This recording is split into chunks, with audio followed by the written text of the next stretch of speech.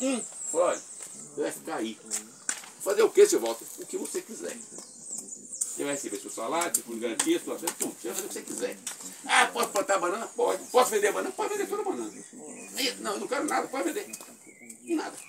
10 anos fechei, não vim nem aqui. Aí eu falei, tinha minha vida por lá, não vim nem aqui. Aí, uma determinada feita, minha irmã conheceu Edivaldo Sampaio, minha irmã gosta de fazer coisas, ela faz edição de livros. E Edivaldo queria lançar um livro. Aí, coincidentemente, ela me chamou, vamos lá fazer, Edivaldo. Eu fui. Ele parou no local assim, na fazenda, na época tinha uma Ranger, tinha uma Hilux, aquela bem antiga, deve ser nova na época. Aí subindo assim, ele parou, aí eu tracei o carro, reduzi e botei lá pra cima. Eu olhei lá de cima assim, porra, tem nada a ver com minha fazenda isso aqui. Se você olhar para aquele lado de lá aí, ó, área linear de produção, tronco, mais tronco. Tecido produtivo. Tecido produtivo, como é que você faz? Você vem com um galho, em vez de levar ele direto aqui para abrir aquela folhinha lá em cima, não. Você para ele aqui e bifurca. Cada que bifurcou, que você para de novo, bifurca. Para você chegar com muita área, vou chamar de área linear, mas se área circular, tá? Linear, se produzir frutos, né?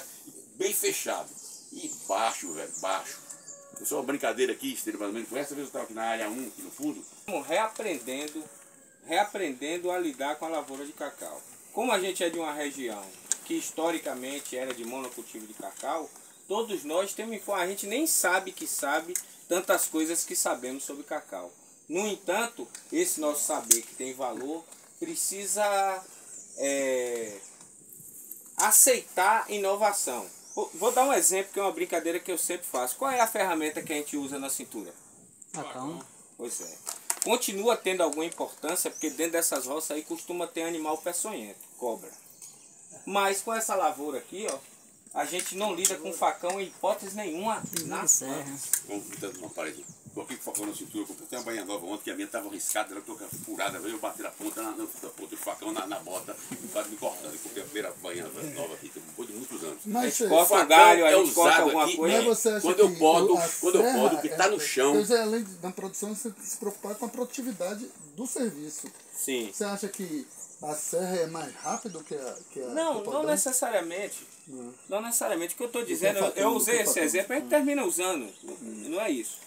Eu usei esse exemplo porque poucos de nós já andamos, como o nome correto é almofada floral, num ramo que cresce para ter um pouco de folha lá em cima. A poda dessas plantas com um ramo, 4 ramos retos que esgalha só em cima, fica lindo para fazer a foto. No entanto, do ponto de vista produtivo é muito pior, porque você deve fazer a multiplicação, que Walter chamou de tecido linear, né? A multiplicação do tecido produtivo, para você ter o lugar onde dá a flor, onde dá o fruto. E a arte de podar é fazer com que a planta fique eficiente para captar a luz, tirando o mínimo possível de tecido, porque muitas vezes a gente mutila as plantas da gente. Isso com a planta de semente, como aquela ali, ó, do pasto que ele citou, era muito mais simples de fazer, porque a planta plantada de semente tem um comportamento fisiológico de formação muito mais autodefinido. Você vai fazer alguma limpeza e tal, mas ela se forma mais ou menos sozinho. A planta enxertada com a palma, que tecnicamente é material plagiotrópico, né? O nome técnico é esse. Ou você forma, ou você não vai fazer aquela genética expressar o máximo da produtividade que ela pode produzir. Que é isso que Walter disse. Aqui, em algum momento, foi cometido erro na formação. Que de 4, 5, 6 anos para cá, essas plantas, como a planta rebrota e tal, tem um trabalho de conserto da arquitetura. E junto com esse trabalho, esse aprimoramento dele, ele vem subindo a produtividade da fazenda. Então o que importa não é produção. Porque produção você diz um número, 4.000 arrobas. Pô, um produtor produz 4.000 arrobas, faz a conta pelo preço de hoje, é um monte de dinheiro, né? É bom 4.000 arrobas? Não sei. Depende de enquanto que nessa visita. É o seguinte, porque cacau tem um certo modismo nesse processo de recuperação. E os clones são uma parte importante desse modismo. Em cada época, nos últimos anos aí, você tem aquele clone que todo mundo diz, o clone é tal, por isso, por aquilo e tal. Na verdade, existem clones para determinadas áreas. Existem clones que são subestimados porque, como eles foram os primeiros e sempre implantados com modelos pouco tecnificados, eles não expressam seu potencial. Aqui tem um exemplo disso, que vocês vão entrar numa área de pH 16 ali, acima de 100 arrobas por 1000 plantas. Um clone que hoje quase ninguém fala em multiplicar, né? Mas está ali produzindo mais de 100 arroba por 1000 plantas, com potencial para fazer cacau fino, porque o cacau dele se presta muito facilmente a agregar valor com a qualidade. Coisa que com o CCN51, que é imbatível na produtividade, é mais difícil de fazer. Então, antes de escolher, saiba que agricultor é você. Aonde você quer chegar e o que você quer fazer, certo? Muita gente faz CPEC 2002, o verdinho, né? Em qualquer lugar onde você chegar, ele está lá frutificando igual a jabuticaba. Impressiona pela frutificação. No entanto, você precisa de 430 frutos para fazer uma arroba. Desse aqui você precisa de 220. Do CCN10 você precisa de 180. Entendeu? Nós miramos na vassoura de bruxa com os clones, mas as informações que obtemos deles depois dão conta de muita decisão estratégica que pode ser diferente. Sacou? Só brincando um pouquinho aqui, eu não gosto de chamar clone não, tá? Eu gosto de chamar espécie de cacau. Eu não gosto de fazer clonagem, eu gosto de fazer enxertia. Porque pra mim é uma coisa como outra qualquer, que eu fazia essa vida inteira, em laranja, em limão, enxertia, mas enxertia, pega uma arte e você dá outra. E clone é errado, né? Clone, é errado. E terminologia é errada. A terminologia é igual. Porque se tem uma interação cavalo-cavaleiro, já não é mais clone. Não, então não é clone. Então, clone é um ranço que eu acho ruim, tá? Ranço de cacau antigo, de rei na barriga, porque a cacau tem que ser clone. Então eu prefiro usar enxertia, espécie de cacau, não uso essa palavra clone, eu não. Variedade e tal. Voltando para o PH 16, o PH 16 foi a área que eu primeiro evoluiu mais rápido. Eu era mais perto da sede ali, fui fazendo. Foi que não significa que seja o melhor cacau, mas foi o que andou mais rápido, o que deu resultado mais rápido foi ele. Ele tem um histórico que eu ouço falar aí que não aguenta pleno sol. E coincidentemente foi a primeira área que eu botei a pleno sol, foi ele. Eu não sabia, na época eu não sabia. Tem alguma característica na área também que não significa muito pleno sol. Como ela está com um vizinho, ela vai no rumo com o vizinho tem uma mata. Então já sombreia o tanto pedaço dele.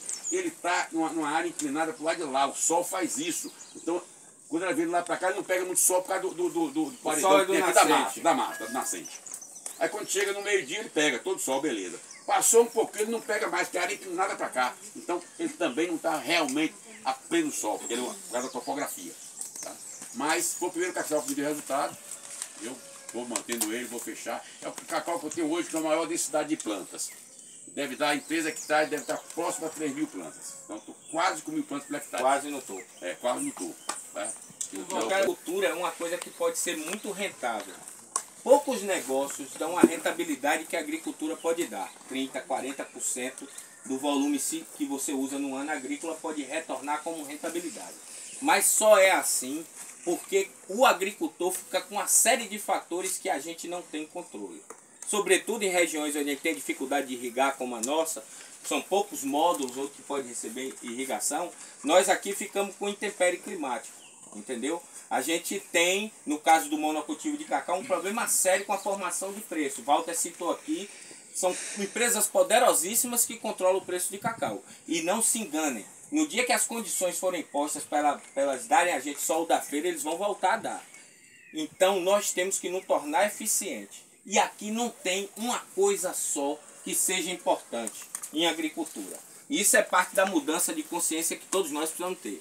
É a genética, é a correção da acidez do solo, é o manejo de fertilidade das plantas, é o manejo profilático preventivo de doença e de praga. Nós desaprendemos coletivamente a identificar os sintomas de ataque de praga e tal, mas elas têm um impacto muito grande sobre a produção. Sobretudo em áreas mais tecnificadas e abertas como essa aqui, ó, a pleno sol, o controle de insetos é uma coisa constante. E nem sempre a fazenda consegue estar par e passo com isso. Por quê? Porque são muitas atividades e às vezes a gente perde o calendário de aplicação e tal. Então, por exemplo, tenho implementado em algumas fazendas monitoramento. Parece que é o funcionário gastando tempo sem fazer nada. Mas é fundamental caminhar nas áreas para encontrar as reboleiras de ataque de doença. Porque se você encontra em 10 plantas, você vai controlar as 10 plantas e um cinturão de segurança no entorno, com mais algumas plantas sem sintomas. E você gasta muito menos produto, muito menos contaminação e muito mais eficiência, porque aquele ataque não vai chegar a gerar dano econômico. Walter lidou aqui nos últimos... Eu acho, inclusive, que para a gente olhar, monitorar, é meio bastante complicado, difícil, é uma reboleira, isso aqui. Hoje, com o atual preço do cacau, eu acho, estou falando que eu já falei com o Estênio antes, que deveremos gerar um protocolo de calendário, um protocolo de procedimentos, de produtos e época para fazer combate preventivo. Exatamente. Preventivo. Antes, não pareceu nada, e não quer saber que vai ter uma reboleira ali não. Já tem um calendário, tal data, uma brincadeira que o pessoal do Cacau Quentes faz, 1º de abril, dia da mentira. Começa a aplicação. Prevenção de poder. Mas isso tinha, viu, Walter? Isso antes da vassoura de bruxa tinha. Tinha. Então, o controle de praga mesmo, quando chegava no antes do lançamento do Fevereiro fazia. Você entrava na sua área toda, não fazia uma monitoração. Em agosto de novo. Mas o problema... Foi ficando ruim, foi caindo, depois mas é o problema... Aí não compensava mais fazer. O problema... Hoje, com o preço tá bom, acho que nós devemos fazer controle preventivo. O problema, sabe, eu também concordo, fazer mas um o problema é calendário ambiental. preventivo de produto, pelo menos principativo de produtos, para fazer essa mistura e aplicar. No caso de inseticida também, você termina perdendo para acabou. Eu acho que tem que ser assim.